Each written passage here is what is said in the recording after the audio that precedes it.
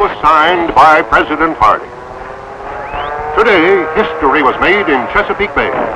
Amid the crash of exploding bombs, obsolete battleships were sunk by airplanes for the first time. Veteran Army pilot General Billy Mitchell did what he said he would do. American battleships, which once sailed proudly round the world with the Great White Fleet, and only yesterday were defending America from her enemies, are at the bottom of the sea. The nations have agreed to build no more battleships for 15 years, probably forever. The shipyards are empty. The scrapyards are thundering to the sounds of destruction of whole squadrons of battleships. Does this mean the end of the Dreadnought battleship? This is what General Billy Mitchell claimed today, and that's what people will be saying all over the world.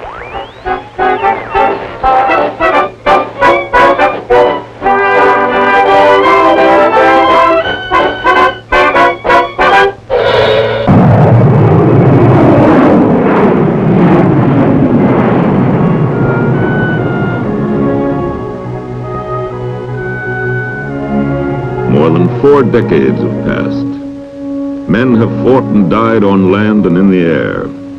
On the sea, too, a new generation of battleships have fired their guns in anger again and again, have triumphed and then disappeared from the oceans.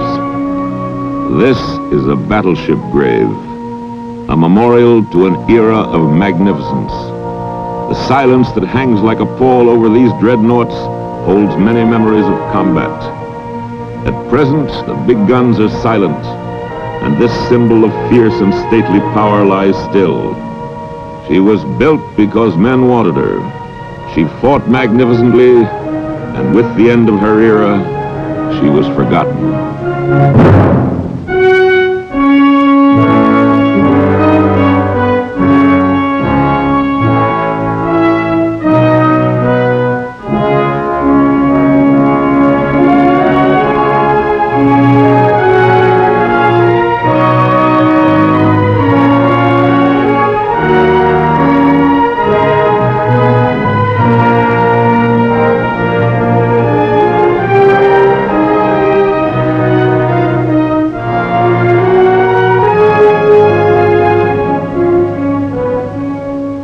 Here lie 3 of the last and greatest of this super breed of fighting ship, waiting for perhaps one more call to duty.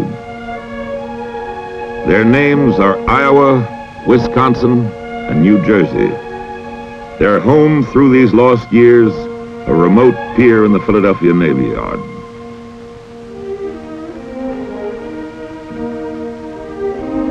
The ancestry of these sleeping men of war stems from the first dreadnought ever. It is a fearsome name in naval history.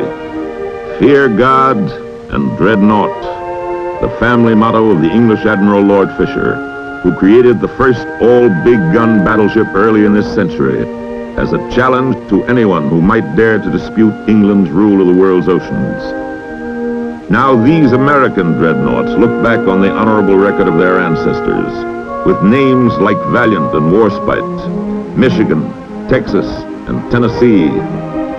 The nations of the world built 175 of them at a cost of countless billions. They met their ends in various ways.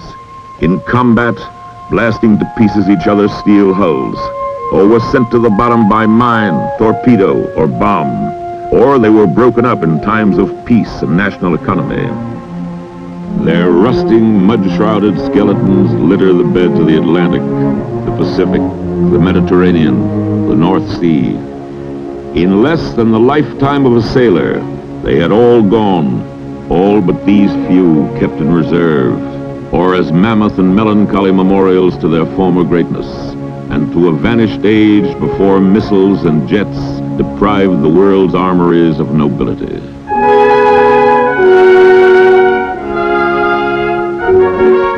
In the years of uneasy peace and depression, the United States Navy had still kept its faith in the older battleship she had built from 1910 to the 20s. Linked now with the new carriers, they were the nation's first line of defense, and their omnipotence brought reassurance to a troubled generation.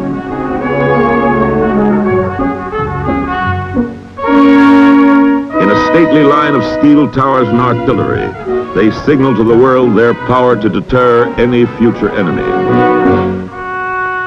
The funeral pyre of Pearl Harbor changed all that. War brought together the old veterans with a new generation of bigger-than-ever dreadnoughts. Graceful, swift, invulnerable. The big gun was still needed. There were 10 new ships in all, the greatest concentration of artillery the world had ever seen. One of these giants was destined time and again to etch her name in black gun smoke and white wake across the battle-contested Pacific Ocean. And be with us who follow his leadership, that our loyalty may never be slack, and our courage never wanting. Especially in the day of battle, be close to us. We do not pray for easy lives, but we do pray to be stronger men. We do not pray for tasks equal to our powers, but we pray for powers equal to our tasks. Amen. The dispatch from the Vice Chief of Naval Operations to the Commandant of the 4th Naval District. The Commandant is authorized to place in commission the United States ship New Jersey, the Navy Yard, Philadelphia, May 23rd. In accordance with the foregoing authority, I now direct that New Jersey be placed in commission.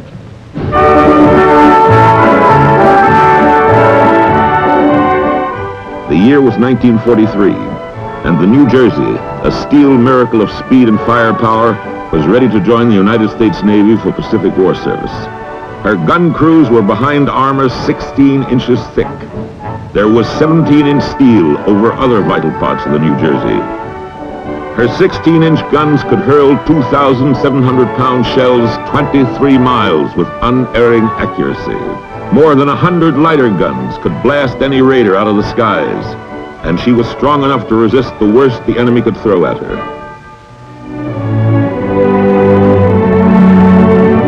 Whither, O splendid ship, thy white sails crowding, leaning across the bosom of the urgent west, that fearest nor sea rising, nor sky clouding, whither away, fair rover, and what thy quest? Robert Bridges' white sails had given way to 212,000 horsepower turbines, and the quest of the New Jersey and her sisters Iowa, Wisconsin, and Missouri was victory in the Pacific. There was no pause after her shakedown training before the New Jersey's baptism of fire.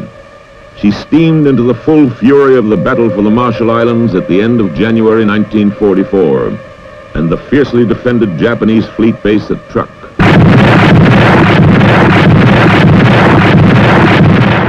Her great guns created devastation ashore. Her 5-inch 40 and 20 millimeter artillery stamped the sky with hectic patterns of dark puffs and streaked it with arching tracers.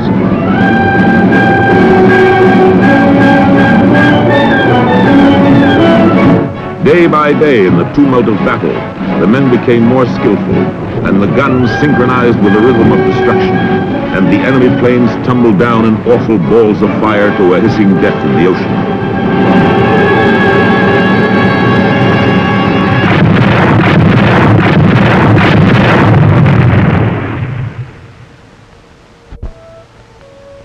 From Kwajalein to Truk, from Ponape across the equator to New Guinea, from the damp chill of a north wind to the feverish heat of the southern Philippines, the officers of the New Jersey once lived off-duty in this wardroom, talking of the routine problems of the day, or maybe that big shoot when the brown stain of their shell bursts had all but screened off the island of Guam before the invasion craft went in, or what the captain had said when that kamikaze grazed the foremast and exploded 50 yards off the port bow.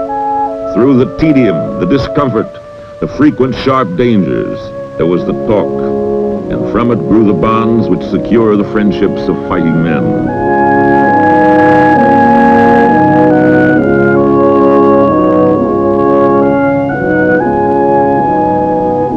And the captain himself, alone with his responsibilities, arbiter of 3,000 lives, at once warrior, chieftain, patriarch, and judge, as well as commander of one of the most powerful vessels of war ever devised by man.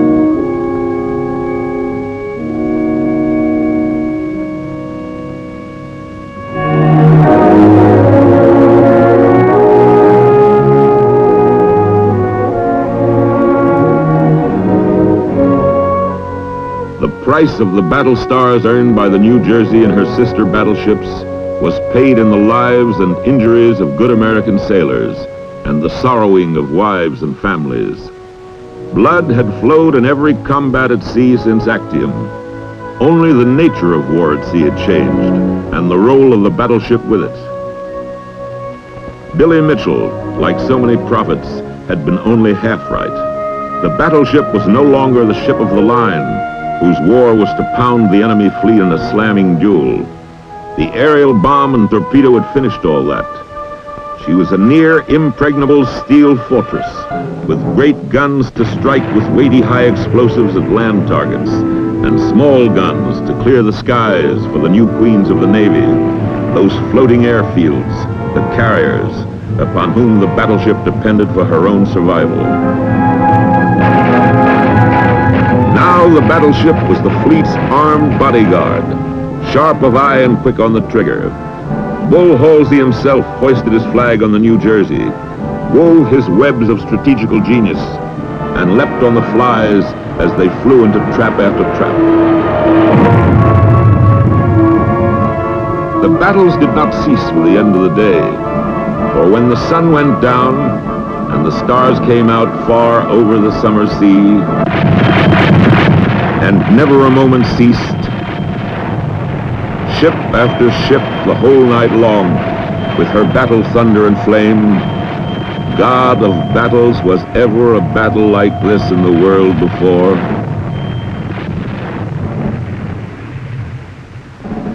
It was the summer of 1945.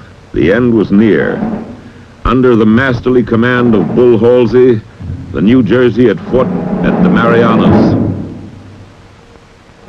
the Philippine Islands, at Iwo Jima. Like Sir Francis Drake on Plymouth Hoe, awaiting the Spanish Armada, Fleet Admiral Halsey had time for a game before the final and decisive triumph. The enemy was crumbling fast. The New Jersey was steaming at flank speed to participate in her final annihilating battle, Okinawa. Down here on that day, the smell of danger was as acute and penetrating as the scent of the hot bearings and racing turbines, no less because it was the last battle.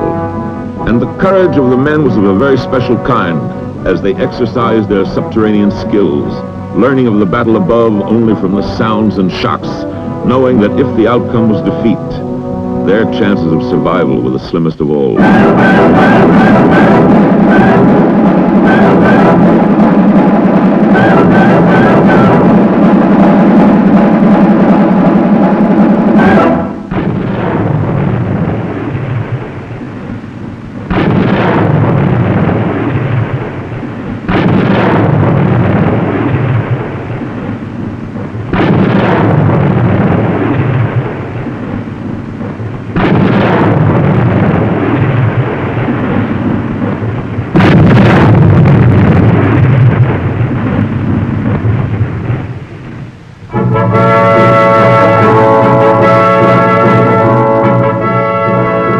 These brave men of the New Jersey survived, and after that last battle they raced up from the darkness of war into the dazzling light of victory to join those who had worked the guns. Yes, at last it was all over.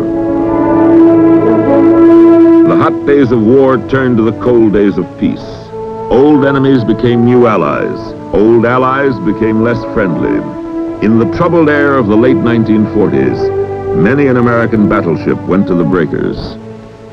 But some of the greatest were kept just in case.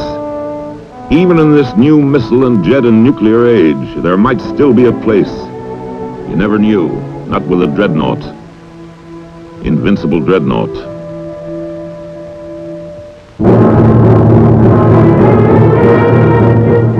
Suddenly, the New Jersey's big guns were needed again. They had not lost their power. Off the Korean coast in 1951, the shells span out explosively from the barrels in salvos and broadsides to pinpoint shore installations and the new enemy in foxholes among the Kaesong Hills. On July 26, 1953, a decade after she was first commissioned, the New Jersey fired her guns in anger, and many thought it was for the last time. It seemed right and proper that this great battleship should be the last in the world to fight. Again, the old warrior was retired, with affection and deep respect, but without ceremony.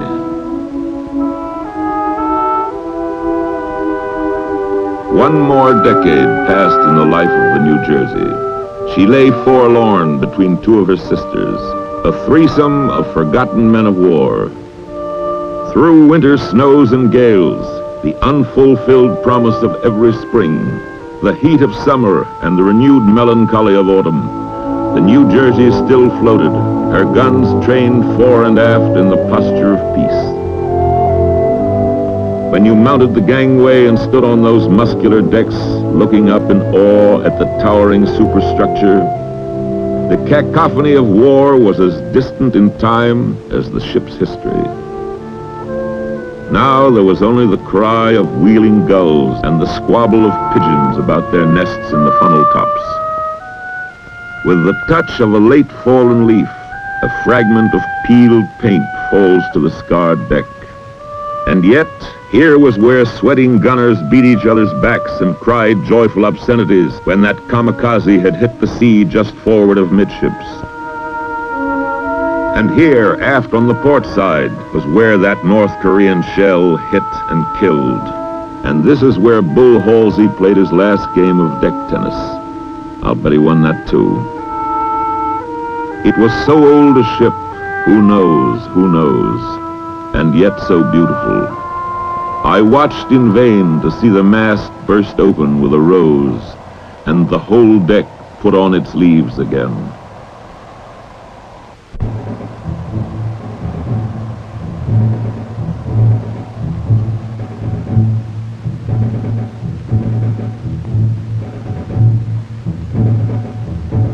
It is the summer of 1967, and the air is full of new national anxieties.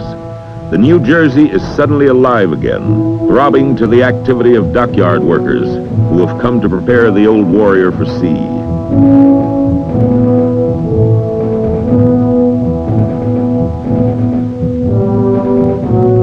Yet again, the battleship is to be called back to active duty.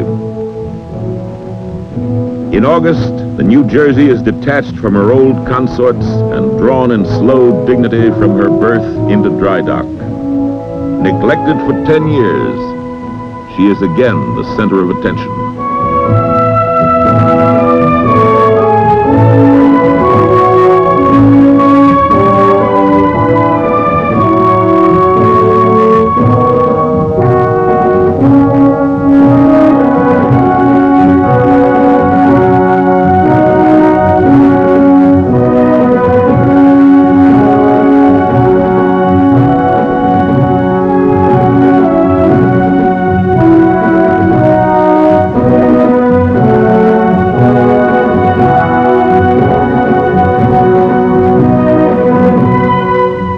Work on her in the Philadelphia Naval Shipyard are another special breed, as tough in their own way as those who man a battleship in action. They are all-weather men who can work high above the deck in winter like a mariner furling a windjammer's topsail, or deep in the chill bowels where it's as dark and claustrophobic as a Pennsylvania coal mine.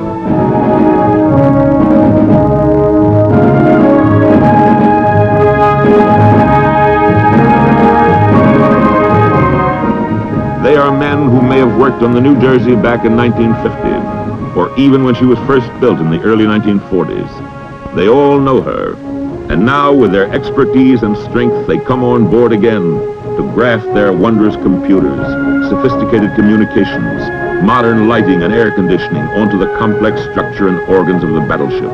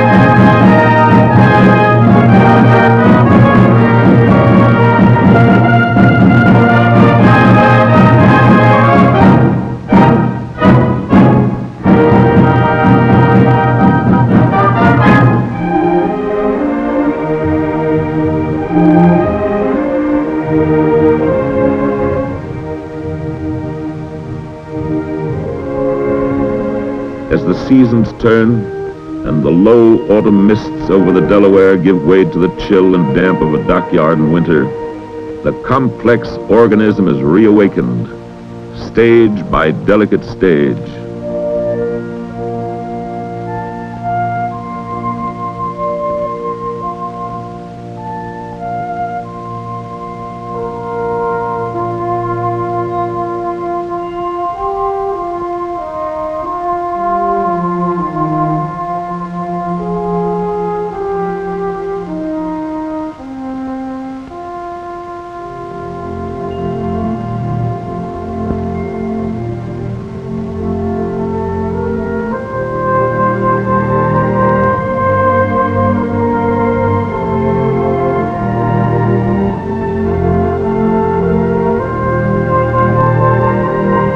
New life comes to the ship as her crew gathers, some fresh to battleship service, others who've known it all before.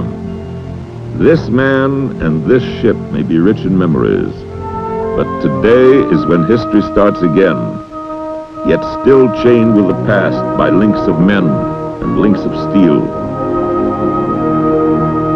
On the New Jersey, men like this fought and saw others fall 24 years ago. And 17 years ago, and now perhaps they may endure it all again. For this ship, which has experienced the forces of nature and man, will soon be echoing again to the feet of men who have tasted action, and others who thought that war was something out of history books. The New Jersey's guns are exercised. The massive turbines turn over once more. Paintwork is cleaned down, and steel that was chipped with age is turned first red, then a clean, purposeful gray. A year's work is over. For so long a graveyard memorial, she will soon be a pulsating reality. Main control, stand by to answer all bells. Take in all lines. All right. Tennis, clear the ship, sir. Underway. First time I've seen that fantail clear in 4 months. Surely the old ship knows that a new dawn is breaking for her. That again, after such a long, long silence, the crisp orders of her new commander are ringing out from her bridge. Get astern, sir. Very well. Starboard engine ahead, 1/3. Starboard engine ahead, 1/3. Chart house, region. This is a testing time, when 100 specialists must check 1,000 minute perfections. Main control, bridge, the engines seem to be answering nicely. So the New Jersey is off on her trials, at first slowly and gently downriver. One long blast on a whistle.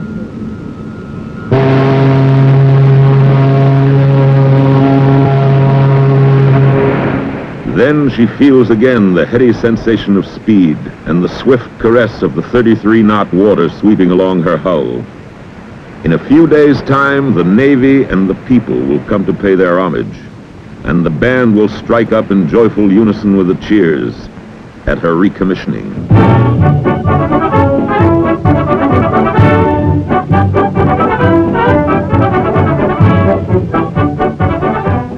And so this is the day of days. Senior officials, important guests, gold braid. Today we recommission a battleship. New Jersey is most welcome. A touch of the formality, the pomp, and the color the New Jersey deserves to celebrate the start of a new life.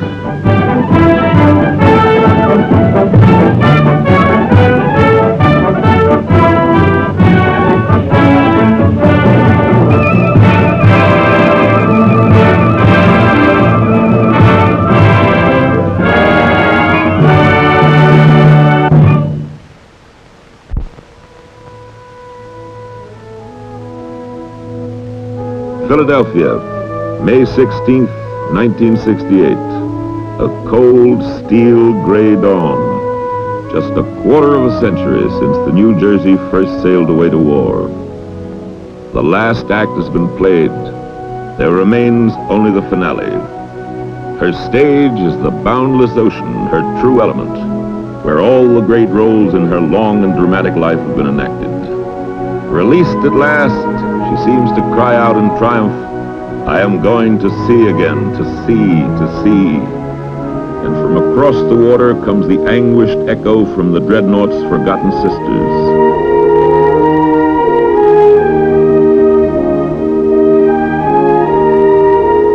As she slips majestically down the waters of this river, which has known the shape of her keel for so long, heading for deep water and freshening winds, she bears the inheritance of every dreadnought that ever fought on the oceans, of the Invincible that once annihilated a whole squadron and was later blown to pieces at Jutland, the Bismarck that once destroyed the greatest dreadnought in the world and went to the bottom 48 hours later, the Nevada, sunk at Pearl Harbor, yet lived to fight again, the New York, Admiral Rodman's flagship in World War I, the Tennessee, Texas, and California, the Dunkirk from France, the Vittorio Veneto, Italy's greatest, Washington, Wisconsin, Prince of Wales, Colossus and Conqueror, Revenge and Royal Oak, Maryland, Mississippi and Missouri, Oklahoma and Arizona. The New Jersey is the last in a long line of a still unvanquished breed of fighting ship. New Jersey, noble American dreadnought, born on American soil, bred in a century of combat at sea.